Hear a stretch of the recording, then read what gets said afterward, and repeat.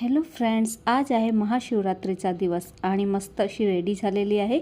महाशिवरात्रीचा दिवस हा शिवभक्तांसाठी खूप स्पेशल असतो। तर मी सुद्धा एक शिवभक्त आहे आणि महाशिवरात्री हा माझा आवडीचा दिवस आहे। तर सगळेच शिवभक्त ते आपल्या शक्तिभक्तीप्रमाणे भोलेनाथाचे पूजन अर्चन करतात, तसेच मी सुद्धा करते।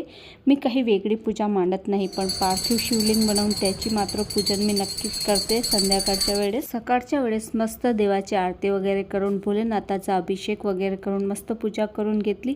आणि आज आम्हाला मंदिरात सुद्धा जायचं होतं आणि माझ्या मंदिरातली पूजा सुद्धा किती छान झालेली आहे नाही का। आता महाशिवरात्रीचा दिवस म्हटलं की घरामध्ये सगळ्यांचाच उपवास होता। माझा तर मी एकच टाइम फराळ करते, त्यासाठी संध्याकाळसाठी मी साबुदाणा भिजत घालून घेतला आणि दुपारच्या वेळेस मी फक्त बटाट्याची फराळ बनवणार होती आणि लगेच मग साबुदाणा भिजत घातला आणि आम्ही निघालो मंदिरात जाण्यासाठी। आणि आज तर मंदिरामध्ये एवढी गर्दी होती की पाय ठेवायला सुद्धा जागा नव्हती, अगदी दर्शनासाठी सुद्धा रांग लागली होती आणि 1 तास तर आम्हाला मंदिरातच निघून गेला। पण दुपारची आरती मात्र भेटली आम्हाला मंदिरामध्ये भोलेबाबाची।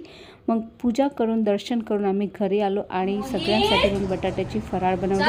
मी तर फक्त संध्याकाळीच खाते, दुपारच्या वेळेस मी फक्त केळ वगैरे काही फळ खाऊन घेते। सगळ्यांना फराळ वगैरे बनवून दिला आणि दुपारच्या वेळेत मग मी मातीची शिवलिंग बनवली होती आणि संध्याकाळी मला पार्थिव शिवलिंगचे पूजन सुद्धा करायचे होते सगळ्या परिवारासोबत।